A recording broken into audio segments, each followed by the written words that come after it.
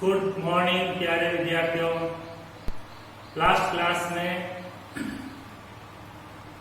विद्युत क्षेत्र के बारे में पढ़ा और अपन ने एक बात ये भी देखी थी कि विद्युत क्षेत्र को गणितीय रूप में विद्युत क्षेत्र की तीव्रता कहते हैं। तो आज अपन उसी से आगे कंटिन्यू करते हैं। विद्युत क्षेत्र की तीव्रता, विद्युत क्षेत्र की तीव्रता, intensity of electric field, intensity of electric field, विद्युत क्षेत्र की तीव्रता।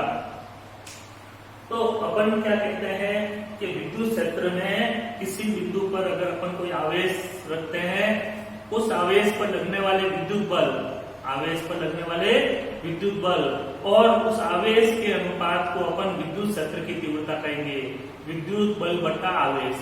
अब एक्चुअल में अपन जब गणना करते हैं तब अपन उस गणना के लिए जिस आवेश का उपयोग करते हैं उसे परीक्षण आवेश कहते हैं। क्या कहते हैं?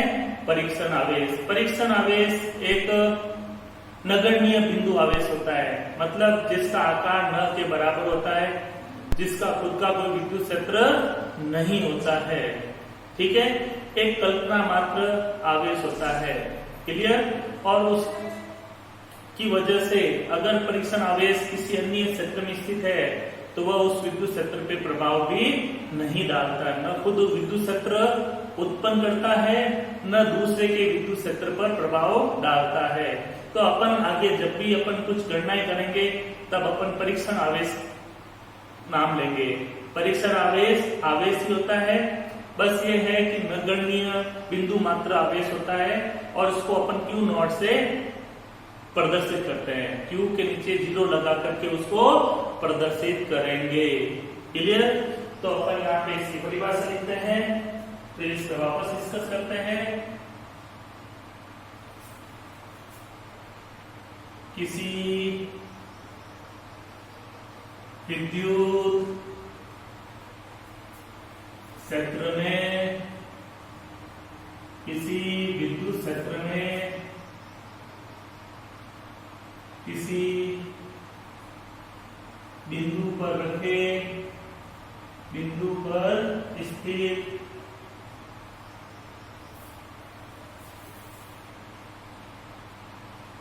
परीक्षण आवेश पर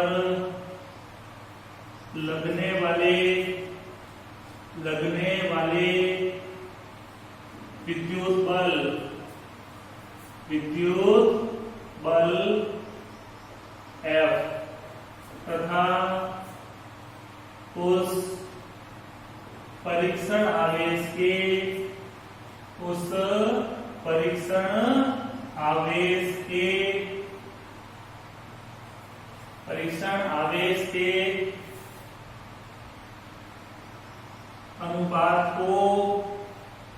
अनुपात को विद्युत क्षेत्र की तीव्रता कहते हैं।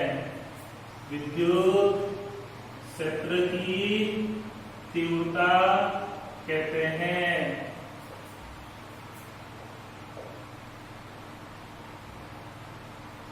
परिभाषा से अपन फॉर्मूला बना लेते हैं, एक लाइन लिख देते हैं। इसे कैपिटल ई से प्रदर्शित करते हैं,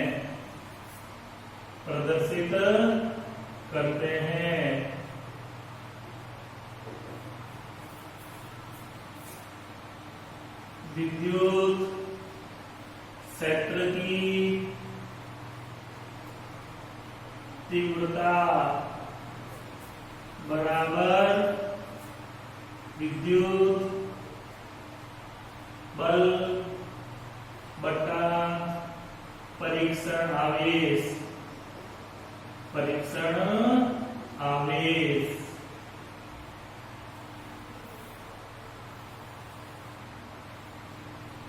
विद्युत क्षेत्र की तीव्रता सदिश राशि होती है, आगे लिख लेंगे अपन। E सदिश बराबर हो जाएगा F सदिश अपॉन Q नॉट। ये इसका बेसिक फॉर्मूला रहेगा। याद रखना। और इसी से विद्युत बल का फॉर्मूला बनाएंगे अपन विद्युत बल F सदिश बराबर Q नॉट E सदिश। ये बेसिक आवेश लेंगे तो F सदिश बराबर Q E सदिश। इंपॉर्टेंट फॉर्मूला है, आगे अपन इसका यूज करेंगे। तो वापस एक बार इसकी परिभाषा पे अपन चलते हैं। विद्युत क्षेत्र में किसी बिंदु पर स्थित परीक्षण आवेश पर लगने वाले विद्युत बल और उस परीक्षण आवेश के अनुपात को विद्युत क्षेत्र की तीव्रता कहते हैं। इसे कैपिटल E से प्रदर्शित करेंगे। विद्युत क्षेत्र की तीव्रता का फॉर्मूला हो जाएगा विद्युत बल बटा परीक्षण आवेश, अनुपात लिखा था अपन ने। तो विद्युत बल बटा परीक्षण आवेश, विद्युत बल को F सदिश से प्रदर्शित करते हैं, परीक्षण आवेश को Q नॉट से। E सदिश बराबर F सदिश बटा Q नॉट, और यहाँ से फॉर्मूला बनेगा F सदिश बराबर Q नॉट E सदिश। ये भी अपने आगे काफी यूजफुल फॉर्मूला है। अब ये विद्युत क्षेत्र की तीव्रता का एक और परिभाषा लेते हैं अपन। यदि Q नॉट बराबर 1 कूलम ले लेते हैं, Q नॉट बराबर कितना ले लें 1 कूलम, तो क्या हो जाएगा E सदिश बराबर F सदिश बटा A। तो E सदिश बराबर क्या हो जाएगा F सदिश। E सदिश बराबर क्या हो जाएगा F सदिश। मतलब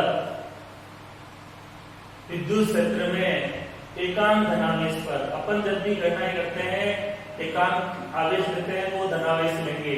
गणना में हमेशा धनात्मक आवेश लिया जाता है। एकांक धनावेश पर विद्युत क्षेत्र में एकांक धनावेश पर लगने वाले विद्युत बल को विद्युत क्षेत्र की तीव्रता कहते हैं। ये स्टैंडर्ड परिभाषा बन जाती है। विद्युत क्षेत्र में एकांक धनावेश पर लगने वाले विद्युत बल को विद्युत क्षेत्र की तीव्रता कहते हैं। तो लिख देते हैं यहाँ पे अपन विद्युत क्षेत्र में एकांक धनावेश पर लगने वाले विद्युत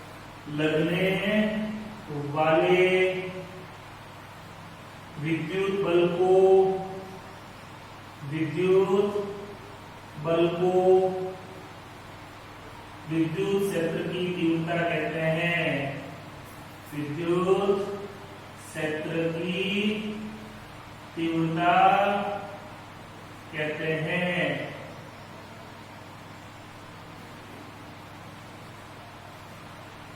विद्युत क्षेत्र में एकांक धनावेश पर लगने वाले विद्युत बल को विद्युत क्षेत्र की तीव्रता कहते हैं। क्लियर ये बात? कोई समस्या? अच्छी परिभाषा है, इंपॉर्टेंट परिभाषा है, एग्जाम में मिल सकती है आपको। क्लियर? कोई समस्या नहीं? बढ़े आगे तो बढ़ते हैं इससे आगे। ये जो फॉर्मूला पड़ा है इसी से अपन 2-3 बातें लिखते हैं, मात्र पूर्णिमा लिखते हैं इसकी।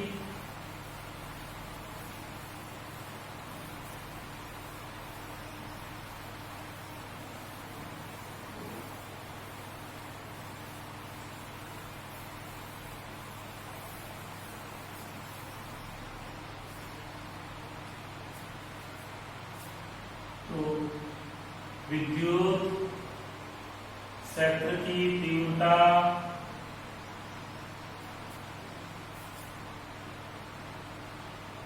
एक सदिश राशि है, एक सदिश राशि है। इसकी दिशा होती है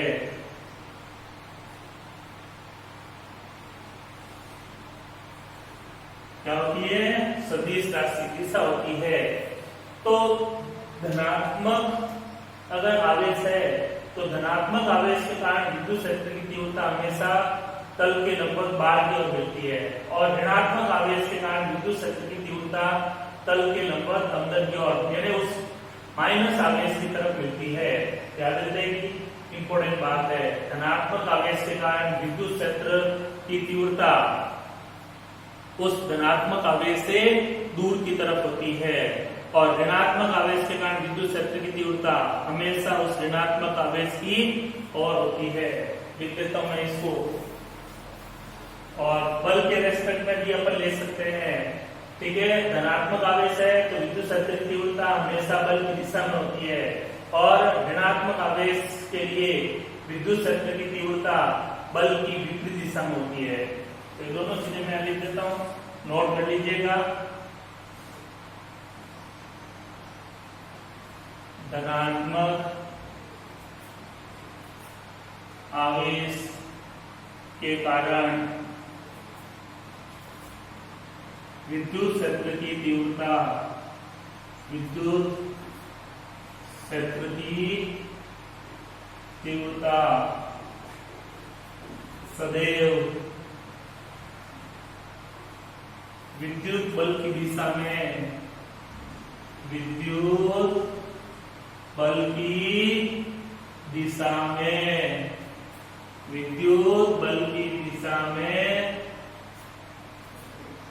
उस धनात्मक आवेश से, उस धनात्मक आवेश से दूर की ओर, दूर की ओर होती है।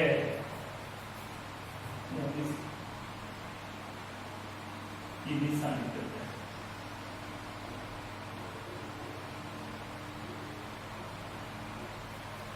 धनात्मक आवेश के कारण विद्युत क्षेत्र की तीव्रता की दिशा सदैव विद्युत बल की दिशा में, विद्युत बल की दिशा में उस धनात्मक आवेश से दूर की ओर होती है।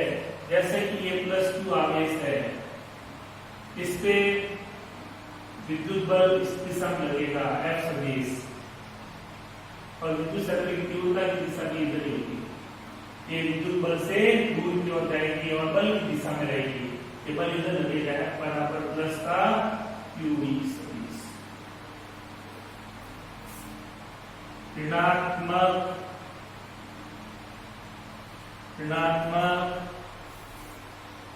आवेश के कारण, ऋणात्मक आवेश के कारण विद्युत क्षेत्र की तीव्रता की दिशा, विद्युत क्षेत्र की तीव्रता की दिशा सदैव विद्युत बल की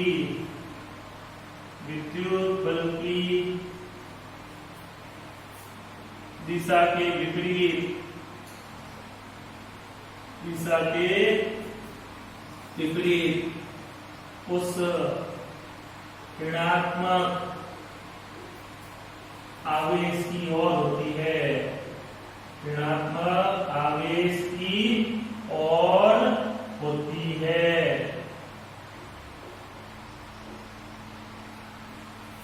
ठीक है। ऋणात्मक आवेश के कारण विद्युत क्षेत्र की तीव्रता की दिशा सदैव विद्युत बल की दिशा के विपरीत दिशा में, विपरीत दिशा में, बल की दिशा के विपरीत उस ऋणात्मक आवेश की ओर होती है। ये माइनस आवेश है तो इस पे बल देखो इधर लगेगा। विद्युत क्षेत्र की तीव्रता हमेशा इधर मिलेगी, F सदिश बराबर -2E सदिश। ठीक है। तो बल इधर लग रहा है तो ये इस विद्युत क्षेत्र की तीव्रता की दिशा हमेशा इस तरफ लगेगी। क्लियर? कोई समस्या? सदिश राशि अपन ने बता दी। अब चलते हैं इसके फॉर्मूले पर, मात्रक पर। E बराबर F/Q। Q नॉट लिख दो, Q लिख दो, कोई समस्या नहीं है। और आगे जाके अपन इसका एक फॉर्मूला और पढ़ेंगे। एक फॉर्मूला पढ़ेंगे अपन V बराबर EB। तो E बराबर हो जाएगा V/D। तो यहां से दो मात्रक बनते हैं। विद्युत क्षेत्र की तीव्रता के मात्रक। पहला मात्रक देखो यहां से E बराबर F upon Q। F upon Q, F होता है न्यूटन, Q होता है कूलाम। न्यूटन पर कूलाम, न्यूटन प्रति कूलाम। तो पहला मात्रक हो जाएगा न्यूटन प्रति कूलाम, न्यूटन प्रति कूलाम। शॉर्ट में लिखेंगे N/C, न्यूटन पर कूलाम। दूसरा इस फॉर्मूले से V होता है विभव, आगे पढ़ेंगे अगले चैप्टर में, ठीक है, थर्ड चैप्टर में। V विभव, विभव का मात्रक होता है वोल्ट। D होती है दूरी, दूरी का मात्रक होता है मीटर। तो ये हो जाएगा वोल्ट पर मीटर, V/M। याद रखिएगा, क्वेश्चन मिलते हैं, ऐसे भी सवाल मिल सकते हैं। विद्युत क्षेत्र की तीव्रता का मात्रक लिखिए, दोनों में से कोई लिख सकते हो। न्यूमेरिकल में इनकी जरूरत पड़ती है। कई बार ऐसे सवाल पूछ लिए जाते हैं कि न्यूटन पर कूलाम किस भौतिक राशि का मात्रक है, वोल्ट प्रति मीटर किस भौतिक राशि का मात्रक है। तो ये आपको याद होना चाहिए। क्लियर? इसी के साथ आते हैं अपन इसकी विमा पर, विमीय सूत्र पर बात करते हैं। तो विमीय सूत्र के लिए देखो वापस लिख देता हूं, E बराबर F अपॉन Q। F की विमा होती है M1 L1 T-2। आवेश की विमा होती है A1 T1। इसको ऊपर सेट कर देते हैं, तो इसका विमीय सूत्र बनेगा M1 L1 T-3 A-1। तो ये विद्युत क्षेत्र की तीव्रता का विमीय सूत्र होता है M1 L1 T-3 A-1।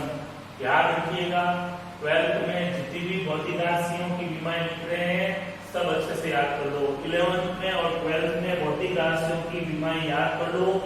उस पे एक सवाल कॉम्पिटिशन में जरूर मिलता है, चाहे नीट हो, चाहे IIT हो, चाहे एम्स हो, एक सवाल क्वेश्चन इस पे विमाओं पे बनता है। भौतिक राशि की विमा याद रखिए, बोर्ड में भी पूछी जा सकती है। तो E की विमा क्या होगी? M1 L1 T-3 A-1। Clear? कोई समस्या यहाँ तक? तो ये बेसिक कंसेप्ट था अपने विद्युत क्षेत्र की तीव्रता पर। अब इस पे छोटा सा अपन डेरिवेशन करते हैं।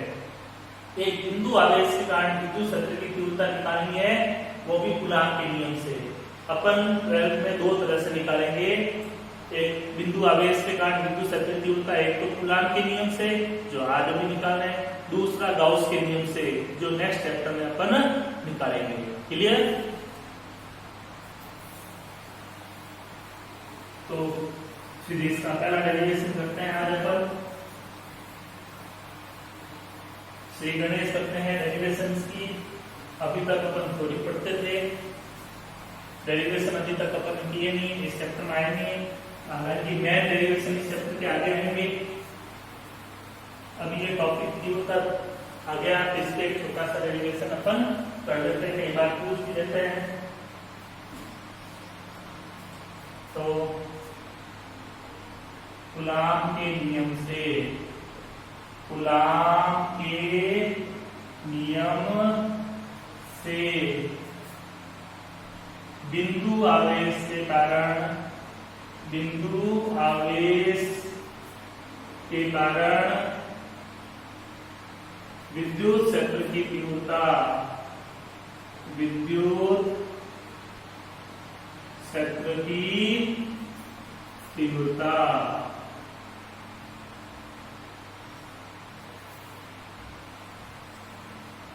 अपन एक बिंदु आवेश के कारण विद्युत क्षेत्र की तीव्रता की गणना करेंगे। बिंदु आवेश के कारण विद्युत क्षेत्र की तीव्रता की गणना करेंगे। तो ये बिंदु आवेश ले लेते हैं। ये अपना कोई बिंदु वो है जिस पर अपन एक बिंदु आवेश Q रखना है। इससे R दूरी पे कोई बिंदु P है। इस Q आवेश से R दूरी पे कोई बिंदु P है और इस बिंदु P पर अपन को क्या करनी है? विद्युत विद्युत क्षेत्र की तीव्रता की गणना करनी है, ई का मान निकालना है। तो एक बिंदु आवेश कह रहा है, उससे कुछ दूरी पर r दूरी ले लेते हैं अपन, और कोई बिंदु P है, उस बिंदु P पर विद्युत क्षेत्र की तीव्रता की गणना करनी है। अब यहाँ एक्चुअली में अपने को कूलाम के नियम से तीव्रता निकालनी है। किसके नियम से? कूलाम के नियम से। और कूलाम के नियम के लिए कितने आवेश होने चाहिए? 2 आवेश होने चाहिए। कूलाम के नियम के लिए 2 आवेश होने चाहिए। यहाँ तो एक ही आवेश है, तो यहाँ पे मैं क्या करूंगा, एक परीक्षण आवेश की कल्पना कर लेता हूँ। मान लेता हूँ कि यहाँ पे कोई परीक्षण आवेश रखा हुआ है, तो बाद में इसको वापस रिमूव कर देंगे। तो यहाँ पे अपन एक परीक्षण आवेश Q0 की कल्पना कर लेते हैं। अब ये 2 आवेश हो गए, बीच की दूरी दे रखी है, कूलाम का बल निकाल सकते हैं। बल आ जाएगा, तीव्रता का फॉर्मूला करना पड़ा, E बराबर F/Q। फॉर्मूला लगा करके क्या करेंगे, तीव्रता निकालेंगे। ऐसे हर डेरिवेशन के स्टेप आपको ध्यान होने चाहिए कि अपन करने क्या जा रहे हैं। E निकाल रहा है, E बराबर एक ही फॉर्मूला होता है F/Q। अभी एक ही बड़ा अपन है, F/Q F चाहिए। F के लिए कूलाम का नियम, और डेरिवेशन में कह रहा है कूलाम के नियम से। क्लियर? समझ में आई बात? तो इसकी थोड़ी लिख देते हैं अपन, हालांकि एग्जाम लिखने की आवश्यकता नहीं है, ये इसलिए लिखते हैं ताकि अपने को अपन ने क्या माना है ध्यान में रहे। वापस रिवाइज करें तो अपने को डाउट नहीं रहे। इसलिए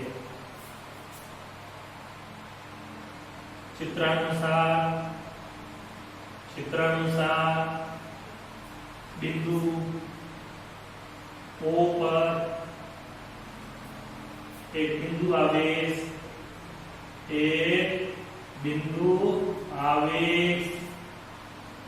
Q स्थित है। हमें इससे स्मॉल r दूरी पर स्थित बिंदु P पर, स्मॉल r दूरी पर स्थित बिंदु P पर विद्युत क्षेत्र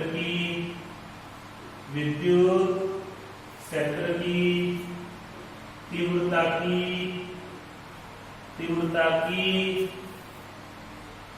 गणना करनी है। यहाँ तक की बात वापस देख लेते हैं। बिंदु O पर बिंदु आवेश Q रखा है, इससे r दूरी पर बिंदु P पर विद्युत क्षेत्र की तीव्रता की गणना करनी है। इसके लिए हम बिंदु P पर परीक्षण आवेश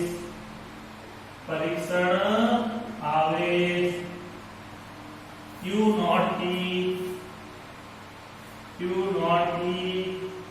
कल्पना करते हैं।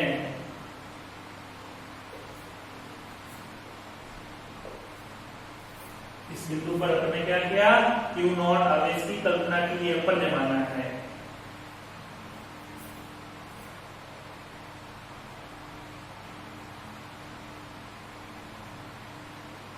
कूलाम के नियम से बिंदु आवेश Q के कारण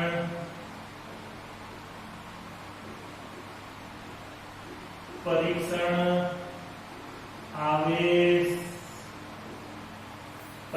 आवेश Q0 पर लगने वाला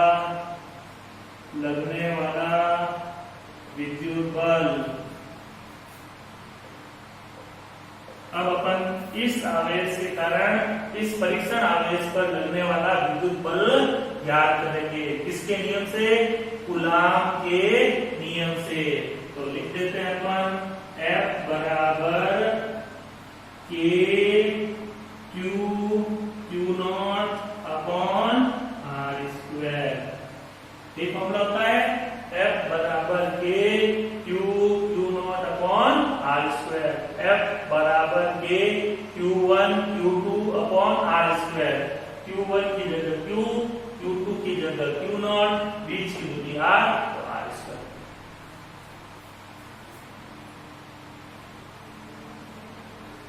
विद्युत क्षेत्र की तीव्रता, ये भी दे देते अपन बिंदु P पर विद्युत क्षेत्र की तीव्रता फॉर्मूला पड़ा E बराबर F अपॉन Q0, समीकरण नंबर 2। इस P बिंदु पर तीव्रता निकालनी है, यहाँ फॉर्मूला लगाएंगे। तो यहाँ पे विद्युत बल कितना लग रहा है F, यहाँ आवेश कितना है Q0। समीकरण 1 और 2 से, समीकरण 1 व समीकरण 2 से, तो क्या हो जाएगा देखो E बराबर K Q0 upon R square upon Q0, इसके नीचे कुछ नहीं, ये कितने, तो K Q0 upon R square into 1 upon Q0, Q0 से Q0 कैंसिल हो जाएगा और ये आ गया E बराबर K Q upon R square. K का मान रखना चाहो तो इस फॉर्मूला ऐसा भी बन सकता है 1 upon 4 pi epsilon not Q upon R square, जरूर पड़ेगी तो इस तरह से भी याद रखो। K की वैल्यू डिस्कस कर चुके हैं, क्या वैल्यू होती है 1 अपॉन 4 पाई एप्सिलॉन नॉट, ठीक है। इसका सदिश रूप लिखने का है, ये सदिश रूप लिख सकते हैं अपन, क्योंकि विद्युत क्षेत्र की तीव्रता क्या होती है सदिश राशि E सदिश बराबर K Q upon R square. अब देखो ये अदिश राशि है, ये अदिश राशि है, ये अदिश राशि है, यहाँ अपन R कैप लिख सकते हैं। तो E सदिश बराबर K Q upon R square R cap लिख सकते हैं। और आगे बढ़ाना चाहो तो इस तरह से लिख सकते हैं E सदिश बराबर K Q अपॉन R सदिश के परिमाण का स्क्वायर इंटू ये हो जाएगा R सदिश बटा R सदिश का परिमाण, एकांक सदिश, सदिश बटा सदिश का परिमाण। तो E सदिश बराबर हो जाएगा K Q अपॉन R सदिश के परिमाण का क्यूब R सदिश, ताकि आप यहाँ तक यूज करो बेहतर है, क्लियर। ये जरूर पड़ जाए तो आप इस तरह से यूज कर सकते हो। अब यहाँ पे E और R के बीच में ग्राफ पूछा जाता है, E और R में ग्राफ पूछा जाता है, इस अक्ष पे R रहता है, इस अक्ष पे E और R में कैसा संबंध आ रहा है, व्युत्क्रमानुपाती संबंध आ रहा है। E और R में कैसा संबंध आ रहा है, व्युत्क्रमानुपाती, ये ऐसा ग्राफ, क्लियर। और E और 1 अपॉन R स्क्वायर में ग्राफ पूछ ले तो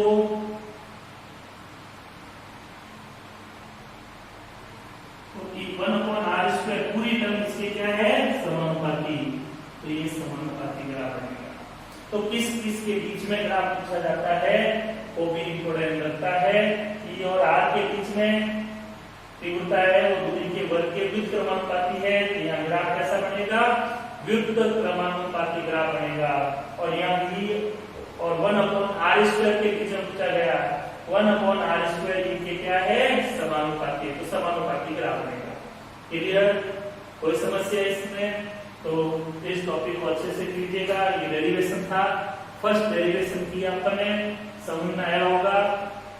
अपने को इस बिंदु पर क्या निकालनी थी, तीव्रता निकालनी थी, तो अपन ने क्या किया इस बिंदु पर एक परीक्षण आवेश की कल्पना कर दी। तो लास्ट फॉर्मूले में वापस नहीं आया, जो अपन मानते हैं उसमें कभी भी आंसर नहीं दिया जाता है। तो यहाँ पे कोई Q0 नहीं आ रहा है इसमें, वो हट गया वापस, हटा दिया अपन ने। तो अपन यहाँ कल्पना की Q0 की, Q0 आने से अपने यहाँ पे क्या मिल गया, अपने को कूलाम बल मिल गया, कूलाम बल आते ही अपने तीव्रता निकाल ली, क्लियर अच्छे से। तो इसको आज घर पर अच्छे से तैयार कीजिएगा, कल अपन इस पे आंकिक प्रश्न करेंगे। Good day, thank you for watching video.